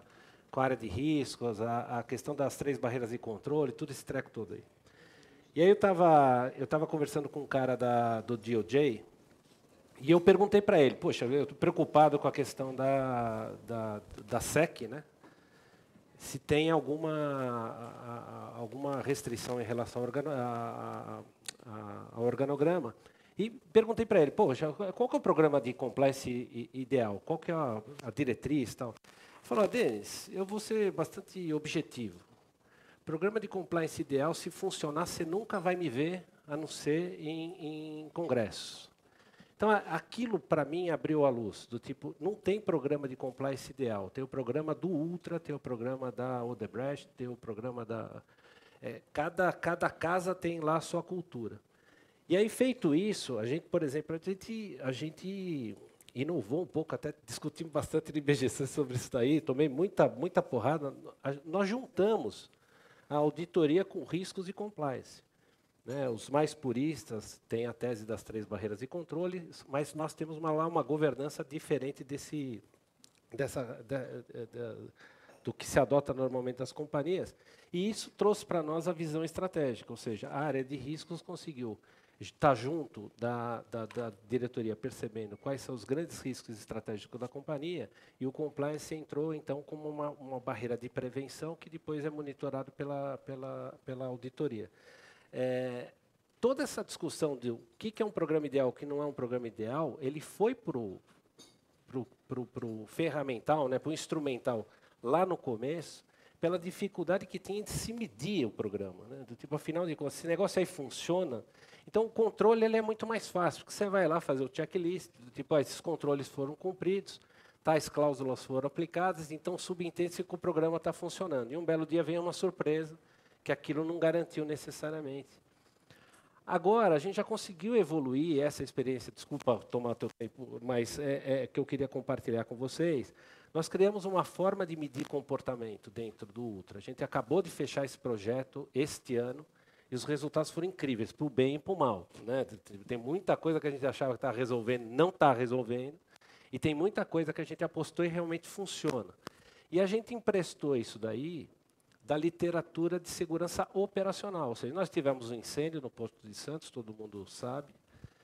A Dupont trouxe para nós a metodologia de, puxa, vamos medir como é que está a inserção do comportamento de segurança dentro da nossa companhia. Né? E ela tem um método para fazer isso. Eu falei, poxa, se serve para acidente, serve para acidente de conduta. E a gente aplicou esse negócio e funcionou muito bem. A partir daí, a gente teve um mapeamento onde estão as áreas de desconforto, porque o comportamento não tá inserido, onde estão as áreas mais confortáveis. E, a partir disso, daí, a gente usou elementos como andragogia para poder modular o discurso com públicos diferentes, de formas diferentes, e aí tem toda a história que depois, se sobrar um tempinho, eu posso contar como é que é o nosso programa na prática. Mas eu acho que foi muito isso, muito instrumental no começo dessa jornada, porque eu tinha que ter como medir, prestar contas de uma forma tangível, e a gente está caminhando mais para o comportamental agora, que é uma forma muito mais eficiente de lidar com as pessoas, e evoluindo na forma de medir se isso está dando certo. Mas um não mata o outro. Eu acho que os dois têm que conviver muito claramente, porque tem toda uma questão regulatória que eu tenho que cumprir, toda uma questão legal que eu tenho que para me proteger, mas tem toda uma questão transformadora de comportamento dentro de casa e em relação ao terceiro. Só complementando a resposta do Alexandre para o Otávio, a semana passada, no fórum exclusivo de presidentes de conselhos lá no Instituto, a Korn Ferry trouxe a pesquisa que eles fazem com conselhos de empresas, tanto abertas quanto fechadas, um universo grande de empresas que eles costumam pesquisar, e eles mostraram que a evolução, o comitê de conselho que mais cresceu nos 2 últimos anos foi o comitê de pessoas. E para mim foi uma surpresa, porque normalmente o que nós vemos é exatamente o que o Denis falou, é comitê de auditoria, riscos, e agora muitas empresas colocando compliance junto. E a colocação deles foi que, dentro da pesquisa, eles entrevistam conselheiros, entrevistam executivos, e foi dito que aspectos comportamentais, a questão de conduta ética, esse lado soft, é algo que está preocupando, e este é o motivo de ter crescido o comitê de pessoas dentro do Conselho. Então, eu acho que é algo interessante que, para nós, lá do Instituto, foi um pouco de surpresa, porque a gente não tinha mapeado ainda esse crescimento em comitê de pessoas. Pegando o apanhado de tudo que eu ouvi, e a gente pegando um pouco a evolução da história da governança, ela vem evoluindo a partir de crises. Né? Você vê, não é uma evolução natural, digamos assim. A SOX surgiu de grandes escândalos, né, contábeis americanos e outros. E, assim, sucessivamente, no Brasil, toda a evolução da regulamentação, seja CVM ou mesmo SEC, veio a partir de buscar soluções para crises, né, principalmente pós-2008, subprime, e assim em diante, assim por diante. Então, a minha pergunta é a seguinte, nós estamos falando de futuro, se estamos preparados para essa governança que deverá ocorrer. E aí houve um comentário, e aí eu direciono um pouco essa pergunta, principalmente para os advogados presentes, que eu vejo que já começam a se deparar com um assunto que está entrando muito forte no país, ou seja, no pós-Lava Jato, muitas empresas que tinham títulos e valores mobiliários negociados no exterior tiveram DOJ nas costas. E já temos casos de monitoramento de empresas brasileiras, um caso público é a Embraer, ou seja, incluir uma pessoa, né, que vai ficar monitorando a empresa por 3 anos ou 5 anos, dependendo da decisão judicial, vai estar focado basicamente em melhorar a governança e o compliance, mas de um ponto de vista talvez meramente processual ou procedimental, né, de melhorar, ver se os controles, os riscos, ou seja, a empresa teve a sua reputação tão abalada que precisa ter um monitor lá dentro de um departamento de justiça de outro país por ter seus valores mobiliários, né, negociados em outra esfera jurídica. Então, minha pergunta é o seguinte, isso é um movimento que está vindo, já temos vários casos. Qual a influência, como sempre foi, a influência foi externa para melhorar a governança no Brasil, o quanto essa influência de monitoramento, que já nós começamos a ter casas especializadas no Brasil de formar, né, monitores para esse princípio, o quanto isso pode vir a contribuir ou não para essa governança no futuro? Ou vai ser mais uma visão meramente intervencionista, no sentido de ver a empresa realmente está se comportando ou não, mas isso não vai agregar valor para a governança, vai ser burocrática, custosa, que isso custa muito caro para a empresa, e se isso evolui ou não. Gostaria de ver, principalmente dos lidam com esse dia a dia jurista, legal, se isso pode contribuir ou não para a governança.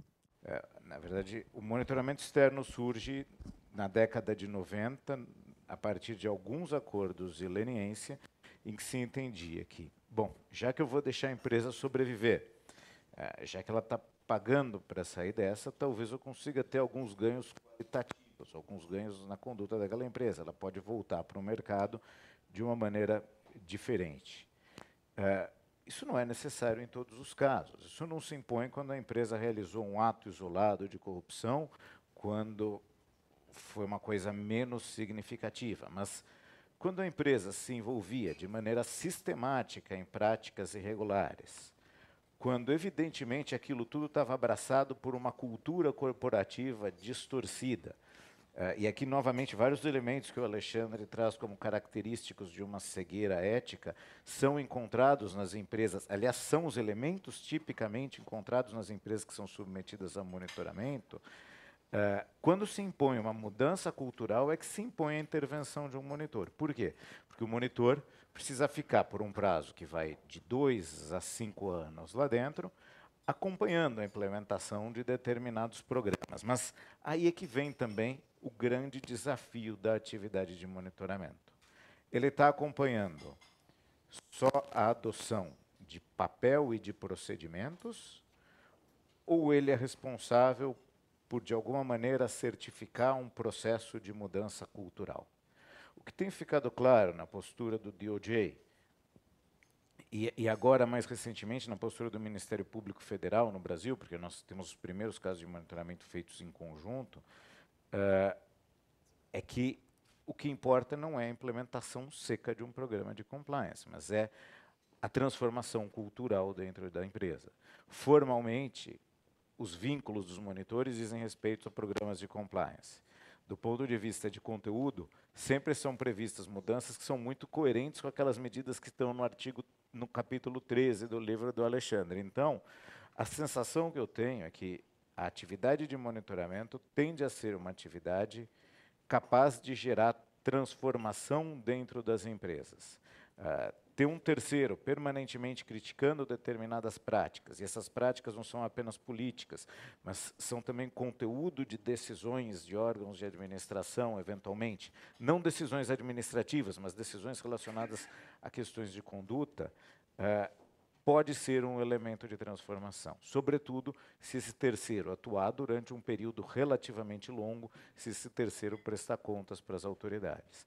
Pode ser também que a adoção das experiências de monitoramento no Brasil, como é mais uma dessas realidades importadas, acabe gerando mais formalismo, mais papel e seja uma forma de cumprir tabela. Mas nós estamos vivendo ainda os primeiros casos. Estamos vivendo esses primeiros casos inspirados por uma experiência que tem se transformado no exterior e que tem tido alguns exemplos bastante significativos. O caso Siemens, por exemplo, é um dos mais relevantes. Então, eu acho que vale a pena apostar um pouquinho nessa nova realidade. E esse monitoramento de maneira totalmente burocrática. Então, o Departamento de Justiça é o seguinte: a Eletrobras comete em todas as suas subsidiárias uma série de irregularidades e de corrupção muito graves, e ela não pode continuar a emitir títulos no exterior, também nos Estados Unidos. Então vamos mandar lá a Hogan Lovells, custa baratinho, 700 milhões de dólares, não vai, não é besteira. E ela vai lá e o que ela faz? Ela verifica todos os e-mails que foram trocados na Eletrobras e suas subsidiárias durante tantos anos e cria, como o Otávio Yazbek está falando, milhares de papéis que são revolvidos, etc.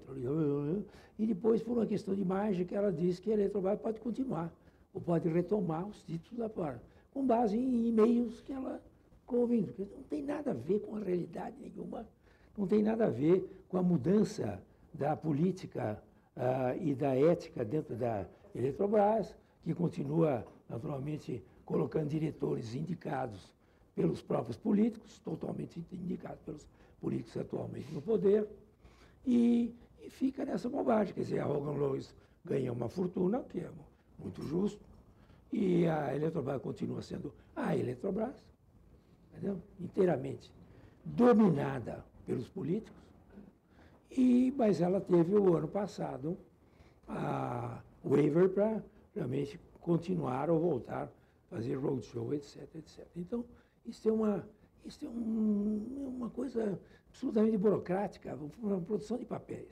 E outra coisa importante é o seguinte: o compliance, ele não adianta nada quando você, empresa corrupta, não muda o controlador, certo?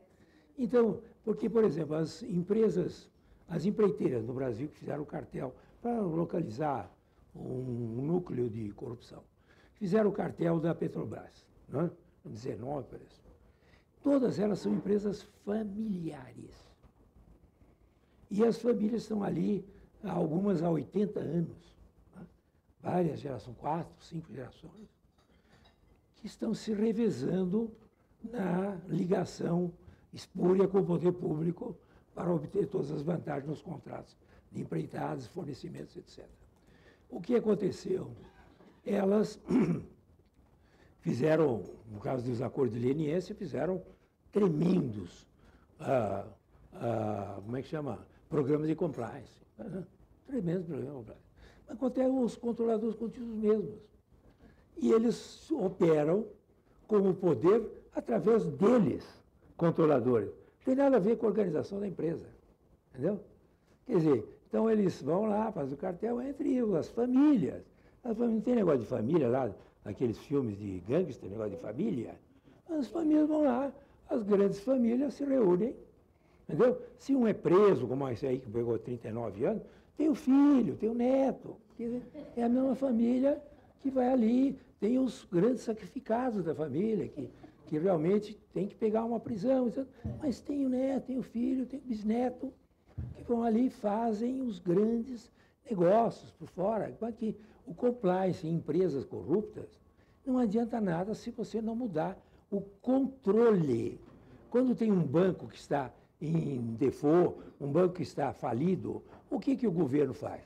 O Banco Central vai lá, indispõe, ficam indisponíveis as ações e vende, acaba, o sujeito não é mais proprietário de nada, e vende o banco, tá certo? Agora, você tem as empresas absolutamente intactas. Quer dizer, os empreiteiros, as famílias dos empreiteiros, continuam dominando a empresa. Mas aqui não adianta nada compliance, não adianta nada Hogan Lovells, não adianta nada Departamento de Justiça ficar mandando etc., entendeu? Para vez em coisa. Como no caso da Eletrobras não tem família mandando, mas tem a grande família, que é a família dos políticos. Tá certo? Então, quer dizer, isso é tudo uma coisa, como você fala muito bem no livro, você critica, né? Quer dizer, é uma coisa que nada funciona nisso, é tudo papel, como o Yazbek falou. investir em programas de compliance sem mudar a mentalidade, como foi colocado pelo professor Carvalhosa, é o equivalente a enxugar gelo, né? E aí a gente está falando muito do processo de mudança de lideranças. E aí eu faço um paralelo com o caso da Siemens, que aconteceu há 10 anos atrás, que é considerado um caso de reviravolta e de sucesso em termos de implementação de programas de compliance. Mas o que a Siemens fez? Depois que houve o escândalo, eles chamaram o primeiro diretor-presidente de fora da empresa, que não havia sido, digamos, formado dentro da Siemens, o primeiro desde a fundação da Siemens, em 1857. Então, isso foi em 2007, 160 anos depois, eles chamaram o primeiro CEO de fora, que substituiu 80% das pessoas que estavam nos 2 primeiros escalões. E a gente está falando aqui de 300 pessoas. Então, houve um processo completo de mudança de liderança. E o que me chamou a atenção nesses episódios aqui no Brasil é que as empresas, muitas, estão brigando nos seus acordos para manter os líderes antigos. É o contrário. E mais impressionante ainda, né? Você tem várias situações aí que, por exemplo, um caso que os nossos amigos aqui que estavam no workshop que eu mencionei aconteceu, é que o diretor de uma dessas empresas, que fez um enorme acordo de leniência aqui no Brasil, ele falou o seguinte: olha, o atual CEO é uma pessoa que está na empresa há 35 anos. Então, como é que você vai mudar a mentalidade e mudar a cabeça e as práticas se você coloca um novo CEO que já estava lá, que está lá há 35 anos? E aí eles falaram: não, mas ele vem de uma área da empresa que não tinha nenhum tipo de problema. Mas é uma questão de cultura, de mentalidade. Então, se a gente... acho que o ideal seria a mudança do controle, mas pelo menos da mudança da administração. Bom, Alexandre, antes de mais nada, rapidamente quero deixar registrado que você é um dos autores e pensadores que mais influenciou o meu pensamento, ou melhor, influenciou o meu pensamento até os dias de hoje, e parabéns pela obra-prima, que é o seu novo livro. Na sua palestra de abertura, você mencionou as estratégias para se ajudar a combater ou a conter essa cegueira ética, né, que assola as organizações. Eu queria adicionar um ponto que eu acho que a gente precisa estar muito atento a ele, que é a educação básica. Não só a educação executiva, mas a educação básica dos jovens que estão no ensino fundamental e médio. Eu explico por quê, né? Primeiro, porque ao levar para essas crianças, né, todas essas premissas do que seja ética e o comportamento ético, primeiro, eles ajudam a influenciar o comportamento dos pais. Quem tem criança e adolescente em casa sabe que a gente muda hábitos, desde a alimentação até produtos que a gente compra no supermercado, por pressão dos nossos filhos. Eles nos educam, né? Segundo, eles serão líderes no futuro próximo. Hoje a gente vive a era dos jovens, em que a gente tem garotos de 22, 23 anos em startups querendo mudar o mundo e revolucionar o mundo com empresas nascentes, purpose-oriented, orientada para propósitos fortes, em que eles têm boas utopias, onde eles estão procurando ali realizar sonhos que para nós são praticamente impossíveis. E, em terceiro lugar, pelo motivo de que no ano passado o Todos pela Educação, que é a maior ONG de educação básica do Brasil, em parceria com o IBOP, realizou um estudo que me deixou muito chocado. Eles fizeram uma medição do grau de numeramento, do nível de numeramento e letramento de pessoas ocupando posições gerenciais nas empresas. O que significa isso? Naquelas réguas que medem o nível de alfabetismo ou analfabetismo funcional das pessoas, eles chegaram à conclusão que somente 25% das pessoas, dos gerentes pesquisados, tinham o grau de numeramento e letramento adequado para a posição que eles ocupavam. O que significa isso? Grau de letramento é a habilidade de interpretação de texto, a habilidade de você ler um texto ou interpretar algo que alguém te diz e você, de maneira sensível e profunda, você responder de maneira coerente e consistente. E aí, o grau de numeramento é matemática básica, álgebra, fazer contas básicas. Isso me ajuda a entender por que hoje, por exemplo, a gente vê talentos em organizações que são promovidos à posição gerencial porque eram foguetes high flyers crescendo de maneira violenta, e, de repente, quando ele assume a posição gerencial, ele bate no teto. Ele bate no teto porque ele não tem capacidade de numeramento e letramento para ir mais além. Ah, mas e como é que ele chegou lá? Ele chegou lá porque hoje a gente vive a indústria do diploma, em que hoje você compra o seu diploma, né? Hoje, escolas, inclusive com marcas fortes, você, por ensino à distância, em 2 anos, você tem um diploma de graduação pagando R$300 por mês de mensalidade, né? É claro que não é o jovem formado pelo Colégio Santa Cruz que me preocupa, porque esse cara vai ser diretor da Siemens, vai ser presidente da Natura, vai ser diretor da Natura. Mas que me preocupa são aqueles que estão sendo formados por escolas de ensino fundamental e médio e que fazem nível superior muito simplório e vão pelo Brasil profundo ocupar posições de direção em fábricas, em forças de vendas. E a grande questão é, se essas pessoas não têm um nível básico, quer dizer, qual é a capacidade que elas têm de resistir à cegueira ética do meio onde elas estão vivendo?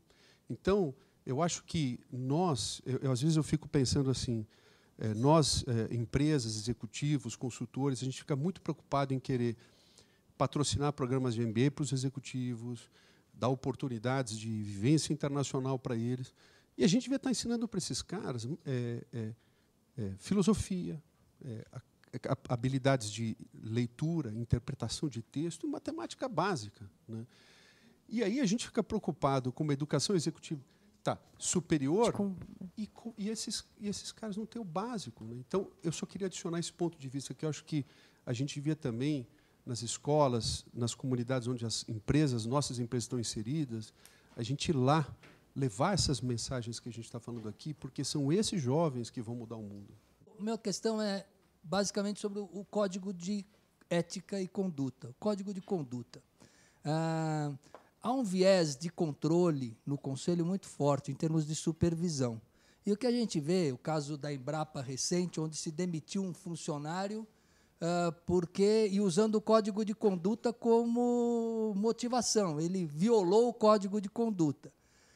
Quando o código de conduta é usado para coação e não para inspiração, em que sentido você estabelece essa quebra-cultura? Você fomenta a cultura da ética dentro da organização. E aí, fazendo essas perguntas, eu obtive algumas respostas de alguns conselheiros e dirigentes. Da preocupação de fomentar demais o código de conduta e ter que trabalhar com uma quantidade imensa de denúncias. Então, o canal de denúncia acaba ficando uma quantidade. Então, eles são comedidos na promoção do próprio canal de denúncia. Quer dizer, o que acaba caindo muito nessa questão de formalismo, de procedimento, de só para inglês ver. Daí eu queria que vocês comentassem um pouco sobre isso, a experiência de vocês nesse sentido. Nós temos um curso sobre código de conduta, e que nós começamos dizendo o seguinte, que o código de conduta, nós não chamamos de código de ética. A ética não cabe no código, ela inspira o código é de conduta, né? Nós dizemos que é a ponte entre a ética e a empresa. Mas o objetivo claro do código de conduta é a formação de uma cultura ética, não é disposição de normas de fazer e não fazer. A ética é sempre positiva. A ética gira em torno do sim, o que nós devemos fazer. Então, desde que você tenha numa empresa um documento e um grupo dedicado à gestão deste assunto, voltado para a formação de uma cultura ética, o resto fica fácil. Agora, o que não é possível é a gente querer fazer do contrário. Estabelecer um código de conduta que é totalmente construído em torno de proibições e querer, com isso, que o ambiente de trabalho se torne um ambiente que se possa chamar de cultura ética. O que a gente chama de cultura ética é um ambiente em que o relacionamento é ditado pelo mérito, pela confiança, pelo respeito, pela solidariedade, coisas desse tipo. Não é fazer e não fazer. Então, a nossa experiência lá no IBGC, e nós estamos fazendo o curso agora em abril, não é? Depois vai haver no segundo semestre, é que este é um curso que a gente está construindo de trás para diante, a partir da experiência dos participantes. Na medida em que eles se manifestam, como você se manifestou agora, nós vamos moldando o nosso código, mas nós não queremos perder de vista isto. O que é importante, também em compliance, é o famoso ser compliance, não é estar compliance. Quer dizer, criar a cultura. Daí o resto é fácil. Bom, Lélio. Bom, eu sou membro do Conselho de Administração de uma empresa que é, internacionalmente, uma das 10 maiores empresas de governança do mundo. Agora, em 2017, foi considerada dentre as 10 mais que observam a governança do mundo. E o código de ética dessa empresa é muito interessante, porque ela é um código normal, que tem muita incentivo, não tem só proibições, mas ela é mensalmente, ela é revisitada pelos diversos departamentos, diversos sucursais, enfim, de onde há os estabelecimentos, ela sempre... E depois existe também a cartilha. A cartilha é toda eletrônica, evidentemente. Ela é feita de imagens sobre o assunto, etc. Além de reuniões também, 4, 5 reuniões por ano, de estudo sobre o código de ética, com aquelas velhas representações teatrais, aquelas palhaçadas, aquelas coisas, etc. E tal. Então, há um código de ética extremamente vivo, solicitado, com a interação entre todos os colaboradores da companhia, que me dão palpites sobre o código de ética, isso, etc. E tal. Onde que há uma grande vivência desse código de ética. A segunda coisa é o canal de denúncias. O canal de denúncias funciona muito bem. Porque o canal de denúncias é o seguinte: denúncia anônima não deve ser feita, mas se for feita, se for séria, ela leva em consideração. Porque tem muita gente que faz denúncia anônima porque não tem coragem. Então, denúncia anônima também é considerada. E todo mundo sabe internamente que ela é considerada. Tá certo? Embora diz, não se deve fazer, haverá sigilo absoluto, mas se a denúncia anônima se for de assunto grave, ela é aceita. E o canal de denúncias tem funcionado muito bem no sentido das pessoas não quererem agir contra a ética por medo de serem denunciadas, tá certo? E também da possibilidade das pessoas de denunciarem os chefes se tiverem feito alguma coisa errada também. De modo que o canal de denúncia, no meu entender, nessa experiência dessa companhia muito importante, do ponto de vista de governança, é que o canal de denúncia é essencial em matéria de código de ética. É essencial. Eu acho que ele é um instrumento dinâmico de funcionamento muito importante. Alexandre, o seu trabalho é extraordinário. Se o professor Lélio fala da confusão, para mim sempre foi uma perplexidade esse mundo corporativo que a gente vive. De 30 anos de carreira que eu tenho, 20 anos foi no mercado de capitais. E o que eu vi e vivenciei é absolutamente chocante. Então, a primeira questão, eu levanto a questão relativa aos participantes dos mercados, deveres e responsabilidades. Em muitos casos, houve falhas bastante expressivas. Quando a gente olha empresas listadas, líderes de diversos segmentos, onde estavam os auditores, onde estavam os bancos de investimentos, onde estavam os analistas, onde estavam os investidores eles têm um dever fiduciário. Quando os investidores, os proprietários dos recursos, confiam a eles a guarda dos seus recursos, eles têm que fazer um dever. Os fundos e gestores de recursos também, as assets têm que fazer isso, os bancos têm que fazer isso. Então, quando a gente vê vários escândalos corporativos, delações premiadas, como pode ser uma surpresa? Basta conviver com os empresários, basta conversar, que você não precisa de uma delação.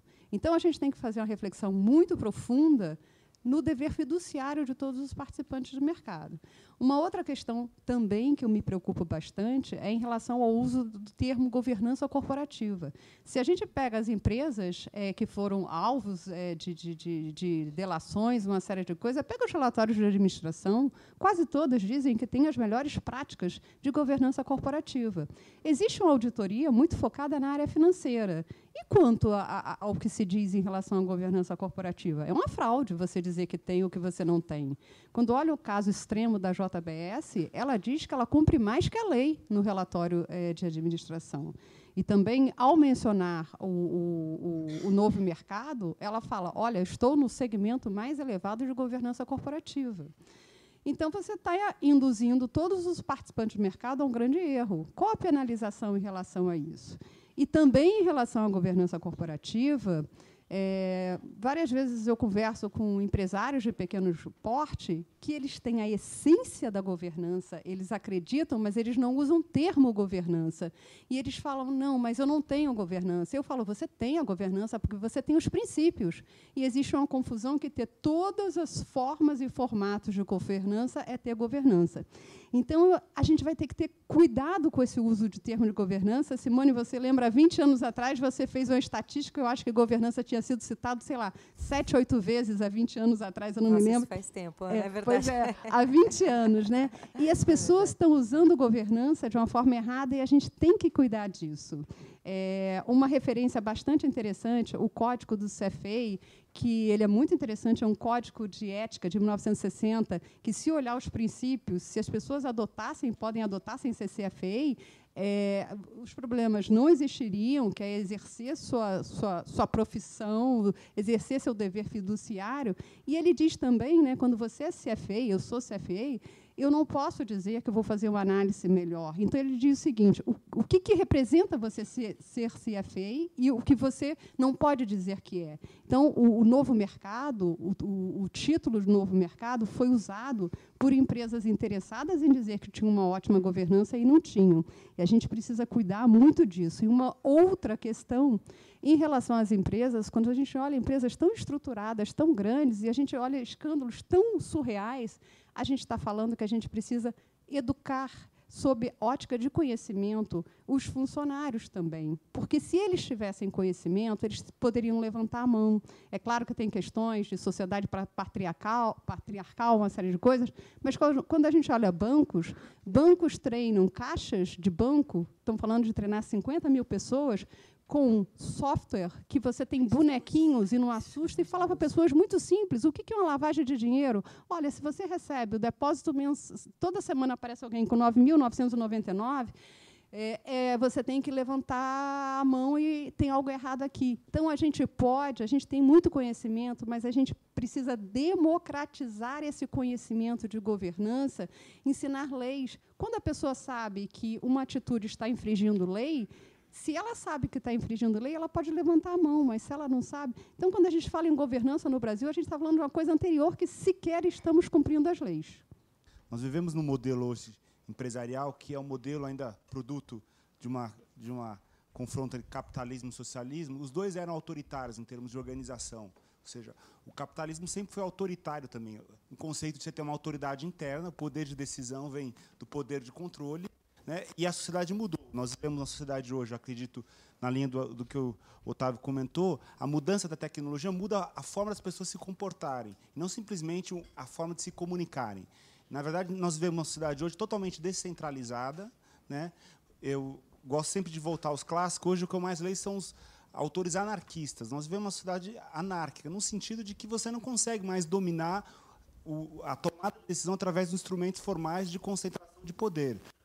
E as empresas que tiveram os problemas não foram, por acaso, as empresas mais corruptas, eram as empresas maiores, tanto no Brasil como fora do Brasil. Porque aquela forma de tomar decisão autoritária, concentradora, mesmo com o movimento de governança, porque governança, na verdade, em termos de modelo empresarial, não é um grande quebra de paradigma. Na verdade, ao invés de você tomar decisão a partir do administrador, a partir do conselho. Então, 11 pessoas tomam decisão, né, numa empresa de 60 mil funcionários, 80 mil funcionários, como se 11 pessoas do conselho pudessem ter a capacidade de transformar uma empresa de 80 mil pessoas numa empresa ética.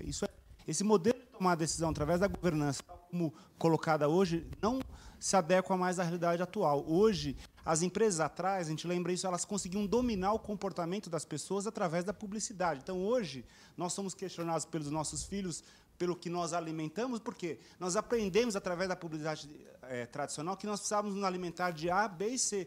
A gente não tinha capacidade, a forma da comunicação como era feita, de tomar decisão. Hoje, as novas gerações elas já tomam decisões. Hoje, eu tenho um filho de 8, 9 anos, você não decide mais o que ela vai fazer, ela já sabe o que ela quer. Ela já está no iPad, ela lê o mundo, já aprende tudo do mundo e já toma as decisões dela. E as empresas não perceberam isso. E, quando elas perceberam, o mundo mudou. Então, se você pegar as grandes empresas do mundo hoje, não são empresas que há 20 anos atrás sequer existiam. Porque aquelas empresas que, de 20 anos atrás, que se comportam até hoje, vão deixar simplesmente de existir. Então, a minha provocação é um pouco mais profunda, eu acho que... E essa mudança não vai acontecer através das empresas. É a sociedade, através de uma despertar da consciência coletiva, né, é que está percebendo que o mundo é diferente, e as empresas que não perceberam isso, acharam que, aprimorando as práticas de governança com um conselho independente, iam resolver os problemas da sua empresa. Isso não... O problema veio de fora para dentro. Elas não conseguiram mais, através de assessorias de imprensa, controlar a opinião pública e simplesmente ruir. Então, eu acho que estamos numa nova fase que nós vamos repensar muito mais profundamente, quando se fala em governança, do que simplesmente como nós podemos aprimorar as práticas de governança do Conselho ou melhorar estruturas de controle. A questão é muito mais ampla. E as empresas que não entenderem o momento atual dessa nova sociedade, onde há um amadurecimento ético, que acontece quando cada pessoa se amadurece eticamente. Ou seja, não é a empresa que vai fazer as pessoas mais éticas, são as pessoas que estão se tornando mais éticas pelo acesso à informação. A gente sabe que a ética vem do acesso à informação. A ética é produto de um espírito crítico, e só existe espírito crítico quando você tem acesso à informação. E hoje existe um acesso à informação. Você não consegue mais dominar a informação e muito menos a vontade das pessoas. Então, acho que a questão é muito mais profunda, e eu acho que não é aprimoramento de práticas de governança, tal como pensado governança hoje. Eu acho que eu tenho lido muitos os autores, só para fechar, anarquistas, porque, na verdade, a gente tem uma visão errada na anarquia, a gente acha que a anarquia é uma bagunça total. Na verdade, é o contrário, essa é a visão que o Alexandre muito coloca, ou seja, a anarquia parte do pressuposto do amadurecimento ético das pessoas. Então, a partir do momento que eu tenho um forte amadurecimento ético, eu não preciso determinar muitas regras, as pessoas fazem aquilo porque elas sabem que é o correto. E se você pegar o modelo anarco, ele é muito mais próximo do modelo econômico das startups do que o modelo tradicional que a gente pensa as empresas. Então, a autogestão, esse é o conceito anarquista, decisão local, como o senhor citou, nas prefeituras. Então, acho que nós estamos mudando, a mudança é muito maior, civilizacional, e as empresas que não perceberem isso, a gente nem precisa se preocupar com compliance, porque elas vão deixar de existir naturalmente. Muito bom, Marcelo. A nova governança está sendo ditada pelas pessoas, né? Não necessariamente dentro dos conselhos. Por favor, Charles. As empresas mais socialmente responsáveis, quanto mais socialmente responsável a empresa for, mais ela está indiretamente incentivando as pessoas a trapacearem e agirem de forma errada. Um estudo científico que chegou a essa conclusão. O fato de que as pessoas pensam, bom, já que eu já estou fazendo um monte de bem aqui, então eu tenho um crédito e eu posso fazer sacanagem ali. Né? Desde que essa sacanagem esteja dentro da lei, que é o negócio do compliance, né? Desde que for legal, eu posso cometer imoralidades, desde que seja legal. Bom, justamente, já que eu fiz um monte de coisa boa, desde que eu não transgrida a lei, eu posso fazer um monte de coisa ruim também. Você teve a oportunidade de ter contato com esse estudo já? O que você pensa a respeito? Bom, inclusive está aí no livro, né, que é uma das nossas características, que é a ideia do equilíbrio moral. Então, a gente joga na nossa cabeça um jogo de soma zero, onde, para cada atitude ruim, eu quero compensar com alguma coisa boa, e, muitas vezes, fazendo uma coisa boa, a gente se acha no direito de fazer algo ruim. Então, por exemplo, um aspecto é a compensação moral, que é essa ideia de ter uma atitude negativa seguida de uma positiva.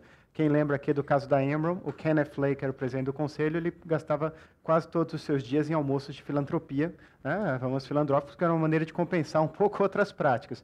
E existem pesquisas que é o inverso, quer dizer, quando você faz uma coisa boa, até pesquisas curiosas, onde eles viram que a pessoa que acabou de comprar num supermercado orgânico é mais propensa a trapacear no experimento, porque ela diz o seguinte, eu acabei de ajudar a sociedade, ajudar o mundo no orgânico, agora eu me dou o direito de... Também sou filho de Deus, né?